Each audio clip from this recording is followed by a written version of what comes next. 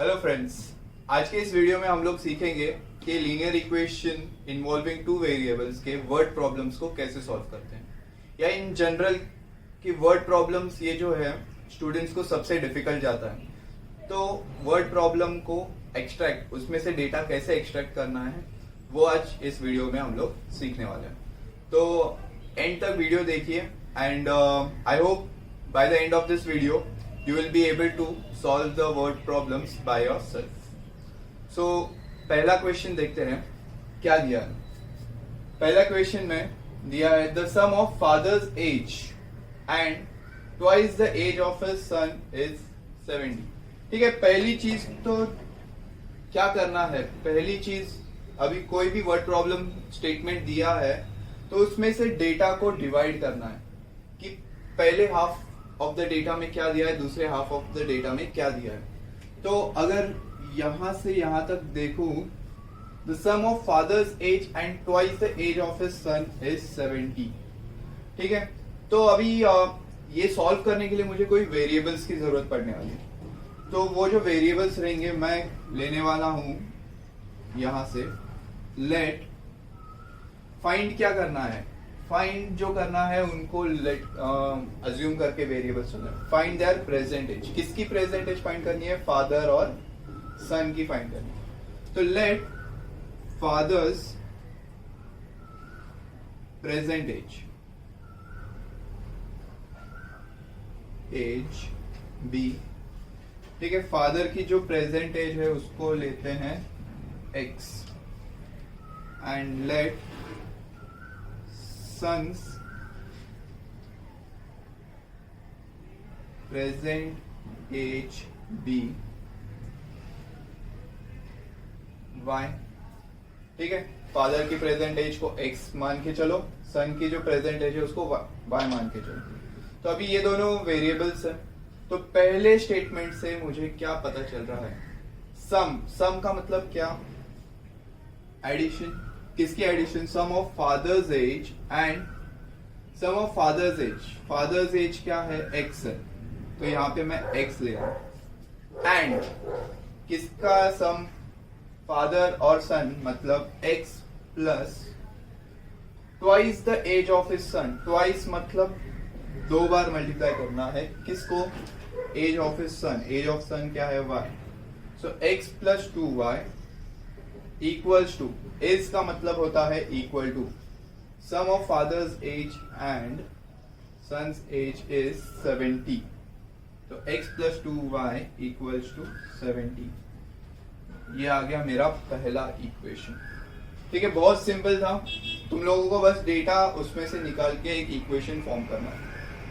Similarly अगर दूसरा statement देखो, if we double the age of father, अगर फादर की एज को डबल करें, फादर की एज क्या है x, उसको मैंने डबल किया तो हो गया 2x and add to son's age. तो सन की एज है y, उसमें ऐड कर दूंगा तो 2x प्लस y क्या मिलेगा, द सम इज 95। सो ये आ गया मेरा सेकेंड इक्वेशन। ठीक है, अभी बस क्या करना है, इक्वेशंस है, इक्वेशंस को लेके सॉल्व करेंगे तो आंसर्स आ जाएंगे। तो क्या करता हूं मैं, साइमल्टेनियसली सॉल्व करने के लिए ऊपर वाले को मल्टीप्लाई बाय 2 कर देता हूं। ठीक है, तो फर्स्ट इक्वेशन को 2 के साथ मल्टीप्लाई कर दूंगा तो नीचे आएगा 2x plus 2 2 4y equals to 7 2 हो गया 14, और ये जो 0 है एज इट इज आएगा। ठीक है, सेकेंड इक्वेशन में एज इट इज कॉपी कर रहा हूँ, 2x plus y equal to 95। ठीक है, ये नया इक्वेशन बना इसलिए इसको थर्ड इक्वेशन देंगे नाम। ये एज इट इज कॉपी किया है, ये सेकेंड इक्वेशन। तो अभी ये दोनों सिमिलर हो गए हैं बट इनकी साइन ऑपोजिट होनी चाहिए। तो साइन ऑपोजिट होने के लिए क्या करना पड़ेगा, मुझे यहाँ पे सबट्रैक्ट करना पड़ेगा।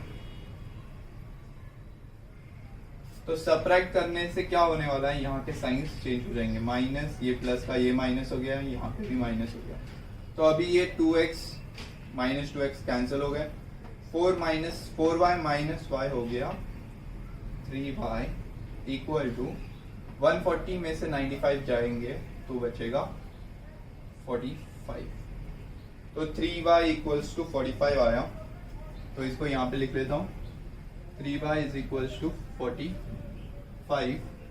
तो y इक्वल्स टू आ जाएगा 45 डिवाइड बाई 3, 3 1 सा 3, एक बचा, ये 3 5 सा 15। सो y की वैल्यू आई 15। ठीक है, y की वैल्यू आने के बाद अभी क्या करना है, अभी फाइंड करना है मुझे x की वैल्यू। तो क्या करता हूं मैं, substitute y is equals to 15 in equation, let's say in equation number 1। तो अभी इक्वेशन नंबर 1 क्या है, x plus 2y equals to 70, ये मेरा इक्वेशन है। तो अभी x एज इट इज रहेगा, प्लस 2 y के जगह पे मैं 15 पुट कर रहा हूँ इक्वल्स टू 70। तो x प्लस 2 इंटू 15 हो गया 30 इक्वल्स टू 70 हो गया, प्लस 30 वहां पे जाने के बाद हो जाएगा माइनस 30, यहाँ पे बचा x। सो x आया 70 माइनस 30 दैट इज 40। तो x और y के वैल्यूज आ गए हैं। तो अभी वापस से स्टार्टिंग में आना है, x क्या कंसिडर किए थी, फादर की प्रेजेंट एज। तो लास्ट में लिखना है the present edges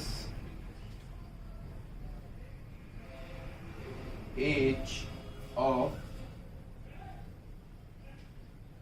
father is 40 years and that of son is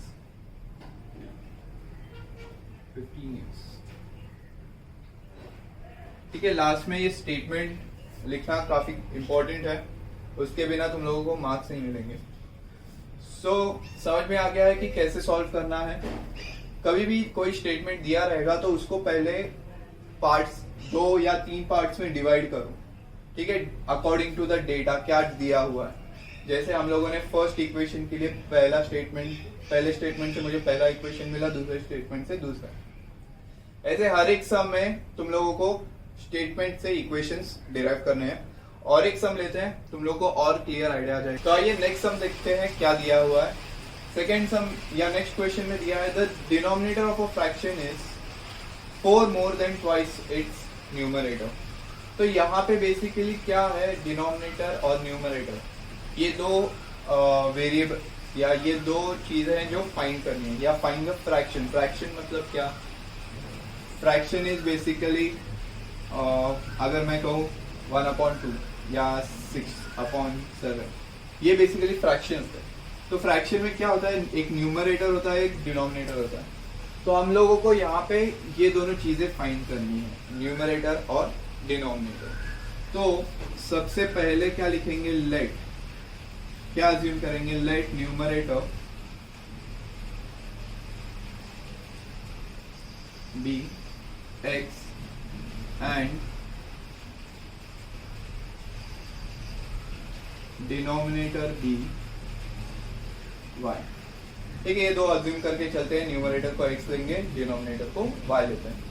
अभी पहला स्टेटमेंट देखो, यहाँ से यहाँ तक है। तो पहले स्टेटमेंट में मुझे हमेशा पहला इक्वेशन मिलने वाला है, यहाँ से यहाँ तक।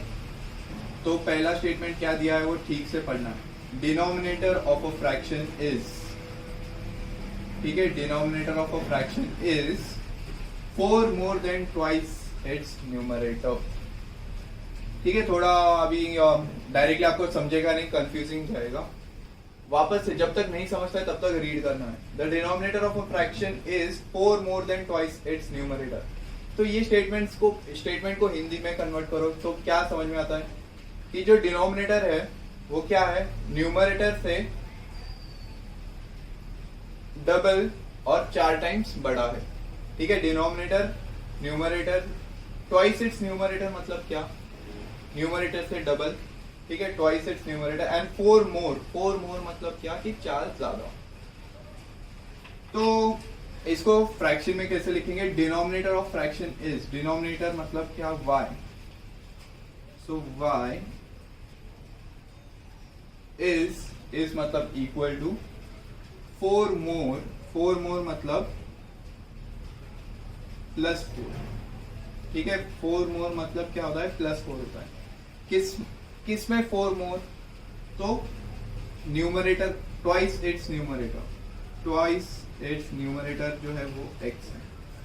तो ये है equation, y is equals to denominator is equal to 4 more than twice its numerator, ठीक है। इसको रीअरेंज करेंगे तो क्या आएगा? 2x, ठीक है। ये y को वहां पे भेज दिया तो -y आ जाएगा, इक्वल टू ये 4 को ये साइड पे भेजा तो -4 आ जाएगा, ठीक है। ये अरेंजमेंट आप देख लो कैसे की हुई है।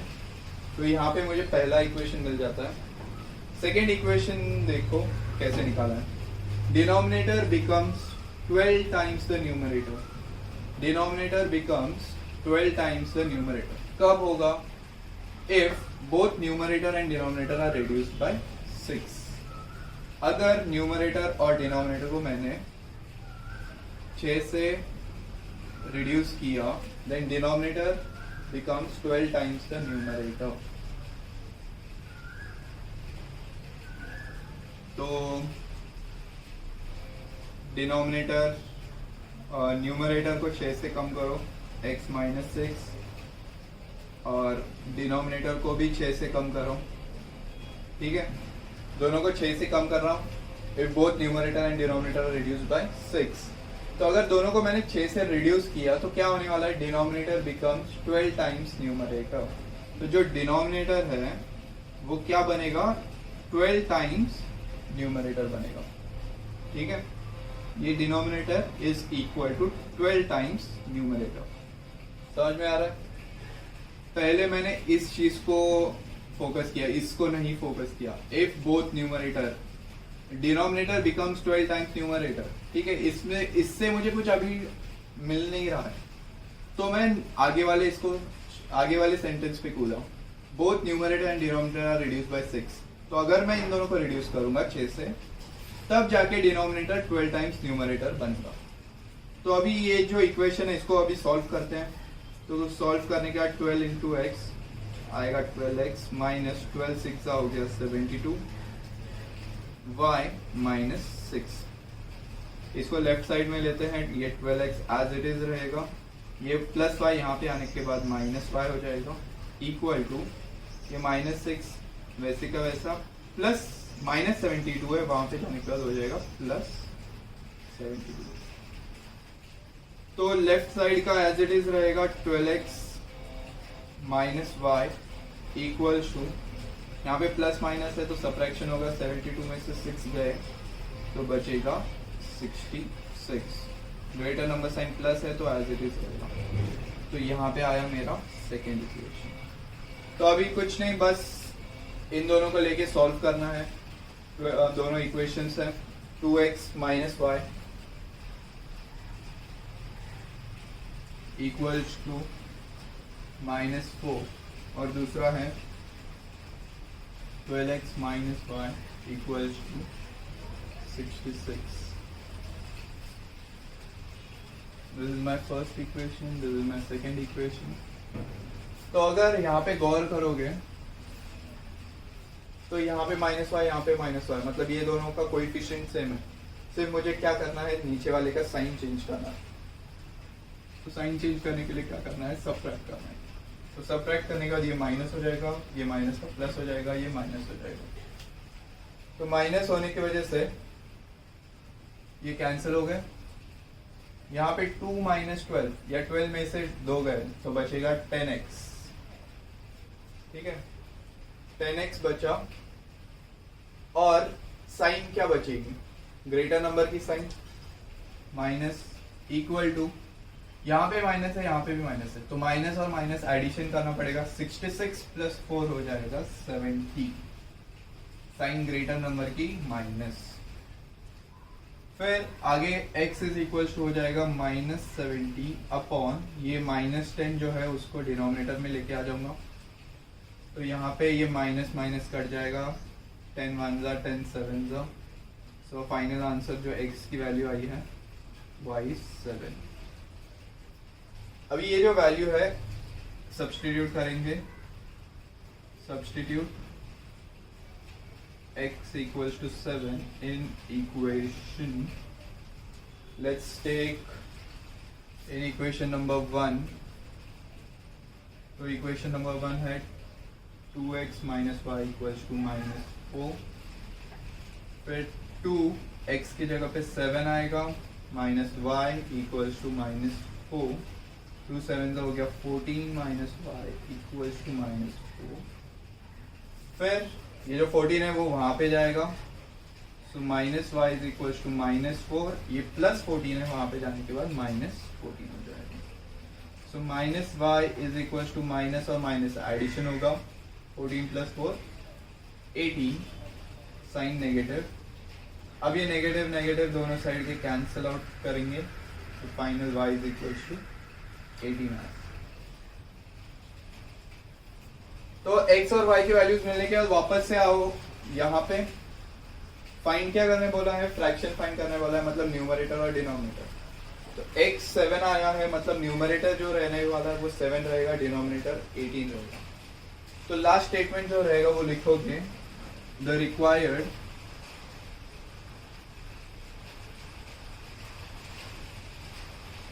Equation, sorry the required fraction is, क्या रहेगा, x न्यूमरेटर है, सो 7 अपॉन 18, तो ये हो गया फाइनल आंसर, इसको नोट डाउन करो। तो चलिए अगला क्वेश्चन देखते हैं, अगला क्वेश्चन क्या दिया हुआ है, a boat travels 16 kilometres upstream and 24 kilometres downstream in 6 hours, ठीक है, एक बोट है जो 16 kilometre upstream and 24 kilometre downstream जा रही है इन 6 आवर्स, ये है मेरा first statement. But the same boat travels 36 kilometre upstream and 48 kilometre downstream in 13 hours. वही boat 36 kilometre upstream and 48 kilometre downstream कितने टाइम में खत्म कर रहा है, 13 आवर्स में। यहाँ पे 6 आवर्स और यहाँ पे 13 आवर्स दिया है। फाइंड क्या करना है, फाइंड करना है speed of water current. Water current मतलब जो रिवर या जो भी वाटर बॉडी है उसकी स्पीड कितनी है, एंड दूसरा फाइंड करना है speed of the boat in still water. ये क्वेश्चन एक्सप्लेन करने से पहले आपको इसका कंसेप्ट बता देता हूँ कि अपस्ट्रीम क्या होता है और डाउनस्ट्रीम क्या होता है। मानो ये रिवर है, river always flows from higher level to lower level, ऊपर से नीचे फ्लो होता है रिवर। तो जब ऊपर से नीचे फ्लो होगा तो इस वाटर बॉडी का कुछ स्पीड होगा, ठीक है, ये जो नीचे की तरफ जा रहा है, तो अगर बोट इसी डायरेक्शन में जा रही है, if the boat is travelling in the same direction as that of the water body, तो इसको कहते हैं डाउनस्ट्रीम, ठीक है। जब बोट और वाटर बॉडी एक ही डायरेक्शन में रहेंगे तो उसको कहेंगे डाउनस्ट्रीम। और अगर बोट ऑपोजिट डायरेक्शन में जा रही है, if the boat is going in the opposite direction to that of the water flow, उस टाइम पे कहेंगे upstream, the boat is going upstream, ठीक है। तो क्लियर है अपस्ट्रीम और डाउनस्ट्रीम का कंसेप्ट। तो यहाँ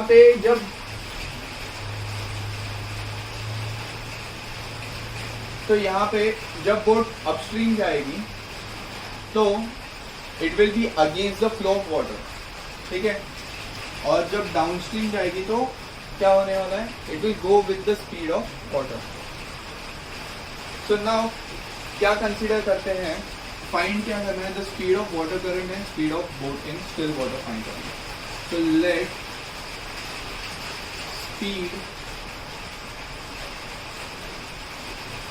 let speed of water current be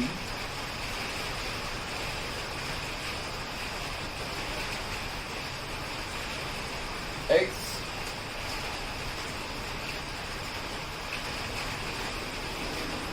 या फिर ठीक है, let speed of water current be x and speed of boat be y.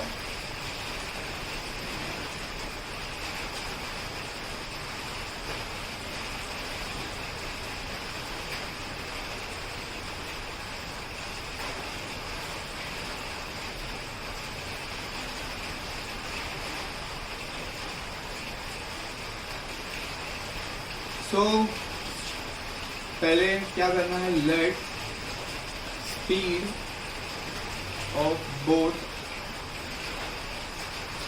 In still water. ठीक है, स्टिल वाटर मतलब कि सिर्फ स्पीड ऑफ बोट कंसिडर करेंगे. स्पीड ऑफ बोट भी x and speed of water current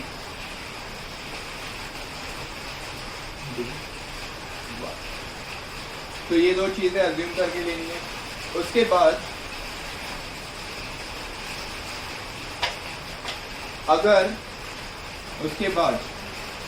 अगर boat down stream जा रही है, if the boat is going down stream,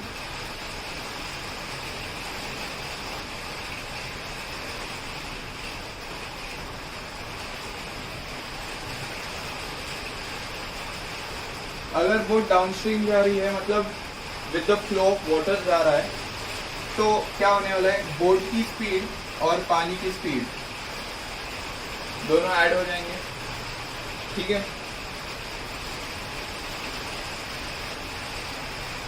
तो यहाँ पे क्या करते हैं, स्पीड ऑफ बोट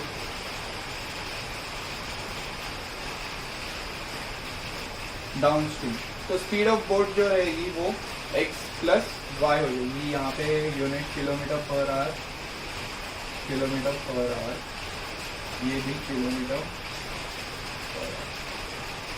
तो स्पीड ऑफ बोट डाउनस्ट्रीम जो रहेगा वो इन दोनों का एडिशन रहने वाला है. ठीक है, जब बोट नीचे की तरफ जा रहा है, डाउनस्ट्रीम जा रहा है, तो पानी भी इसी डायरेक्शन में फ्लो हो रहा है. ठीक है, मतलब speed of water and speed of boat दोनों ऐड हो जाएंगे जब boat is going downstream. And speed of boat upstream, जब अपस्ट्रीम मतलब ऊपर की तरफ जब जाएगा बोट, तो क्या करना पड़ेगा, बोट को एक्स्ट्रा पावर लगानी पड़ेगी टू नलिफाई दिस स्पीड. तो क्या होगा, जो स्पीड है वो कम हो रहेगी हमेशा बोट की जब ऊपर की तरफ जाए. तो यहाँ पे मैं करूंगा x माइनस वाई किलोमीटर पर. ठीक है, अभी ये दोनों चीजें स्पीड से रिलेटेड हो गए, बट हम लोगों को जो थर्ड बोट की स्पीड जो दी है वो डिस्टेंस में दी हुई है. जो बोट है वो ट्रैवल डिस्टेंस में दिया है और दूसरी चीज है टाइम दिया हुआ है. तो मैं क्या कर रहा हूँ, अपने को फॉर्मूला पता है, डिस्टेंस इज स्पीड इनटू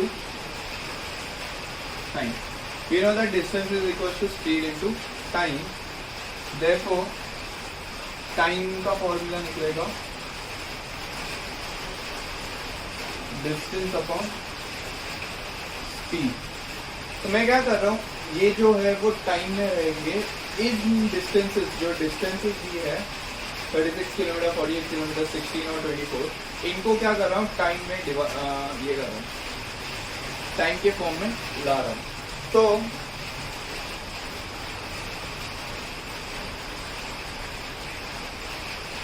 क्या होगा,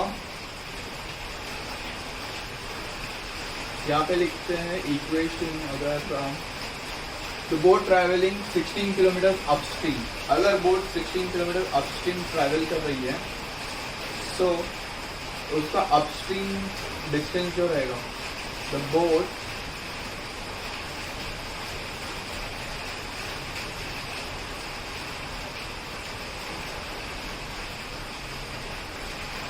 16 किलोमीटर अपस्ट्रीम। इसका मतलब हुआ कि डिस्टेंस कितना है 16। यहाँ पे टाइम फाइंड कर रहे हैं ना, time for the boat to travel 16 kilometre upstream. तो टाइम के लिए डिस्टेंस अपॉन स्पीड है, डिस्टेंस 16 किलोमीटर है, अपस्ट्रीम जा रहा है, अपस्ट्रीम मतलब x माइनस वाई रहेगा। Then time for boat to travel 24 kilometre downstream will be 24 kilometre downstream है, मतलब उसका स्पीड जो रहेगा वो रहेगा x प्लस वाई। ठीक है। Time for boat to travel 16 kilometre upstream के लिए डिस्टेंस है और ये अपस्ट्रीम का स्पीड है। Time for the boat to travel 24 kilometre downstream का डिस्टेंस एंड स्पीड लिया। तो अभी इक्वेशन कैसे फॉर्म होगा? इक्वेशन फॉर्म होगा 16 kilometre upstream and 24 kilometre downstream का टोटल टाइम लग रहा है 6 आवर्स। तो 16 upon x minus Y plus 24 upon x plus Y equals to 6। ये हो गया फर्स्ट। सिमिलरली दूसरे स्टेटमेंट के लिए the same boat travel 36 kilometre upstream. तो 36 किलोमीटर अपस्ट्रीम का मतलब x माइनस वाई रहेगा प्लस 48 किलोमीटर डाउनस्ट्रीम। तो 48 अपॉन x माइनस वाई तो x plus Y equal to time लग रहा है 13 आवर्स। तो अभी ये दोनों इक्वेशंस है मेरे पास। अभी इन दोनों इक्वेशंस को क्या करना है? सॉल्व करना है। तो सॉल्व कैसे करेंगे? अभी यहाँ पे ये जो फ्रैक्शंस है वो डिनोमिनेटर में, तो मैं क्या कर रहा हूँ, let 1 upon X minus Y equal to m consider कर रहा हूँ and 1 upon X plus Y equal to n consider कर रहा हूँ। तो क्या हो जाएगा 16m plus 24n equals to 6. Next 36m plus 48n equals to 30. ऐसे दो इक्वेशंस आ गए। One equation number 2. Now what I am doing is इस इक्वेशन को 2 के साथ मल्टीप्लाई कर देता हूँ। तो आएगा 32m plus 48n equals to 12 and 36m plus 48n equals to 30. Now the coefficients are same. Sign change करनी है। साइन चेंज के लिए क्या करूँगा? सब्ट्रैक्ट करूँगा। माइनस माइनस माइनस, ये कैंसिल हो गया। 32 माइनस 36 हो गया -4m equals to 12 minus 13 is -1. So now -4m equals to -1. -4m equals to -1 आया, ये माइनस माइनस कट हो गया। So m is equals to आएगा 1/4. तो m की वैल्यू आ गई। उसके बाद क्या करना है? सब्स्टिट्यूट करेंगे m equals to 1/4 in equation 1। तो इक्वेशन 1 में अगर मैंने सब्स्टिट्यूट किया, इक्वेशन 1 है 16m, तो m की जगह पे 1/4 plus 24n equals to 6. This 4 1 जा 4 4 जा कैंसिल हुआ, तो आएगा 4 प्लस 24n इक्वल्स टू 6. 4 वहाँ पे जाने के बाद हो जाएगा 24n is equals to 6 minus 4. 24n is equals to 6 minus 4 हुआ 2 and n is equals to I will get 2/24, 2 1s are 2 12s are, so n I got 1/12. So I have m and n, the values of m and n. So what I am doing is, इसके बाद क्या कर रहा हूँ, 1/x minus y is equals to m था, तो m की value 1/4i and 1/x plus y equals to n लिया था, जिसकी वैल्यू है 1/12. रेसिप्रोकल कर दूं तो आएगा x minus Y equals to 4, और यहाँ पे रेसिप्रोकल कर दूं तो आएगा x plus Y equals to 12. तो अभी जगह नहीं है मेरे पास, तो यहाँ तक कॉपी कर लो, फिर इसके आगे कैसे सॉल्व करना है मैं बताता हूँ. तो लिख के लेता हूँ x minus Y is equals to 4 and second is x plus Y equals to 12. ठीक है, थर्ड इक्वेशन नाम देते हैं इसको, फोर्थ इक्वेशन. तो यहाँ पे ये कट जाएंगे, बचेगा 2x is equals to 4 plus 12 is 16. So x is equals to 16 divided by 2, 2 1 का 2 8 का, so x equals to आया 8. तो क्या करेंगे, substitute x equals to 8 in equation number 4. So x plus y is equals to 12. X is 18 plus y equals to 12. Y is equals to 12 minus 18. Y is equals to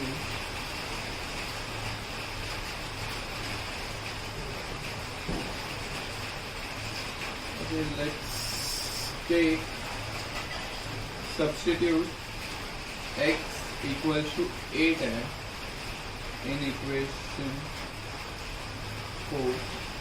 So x plus y equals to 12. 8 plus y equals to 12. Y is equals to आएगा 12 minus 8. So y equals to 12 minus 8 is 4. तो अगर वापस से starting पे जाओगे तो starting में हम लोगों ने क्या अज्यूम किया था, स्पीड ऑफ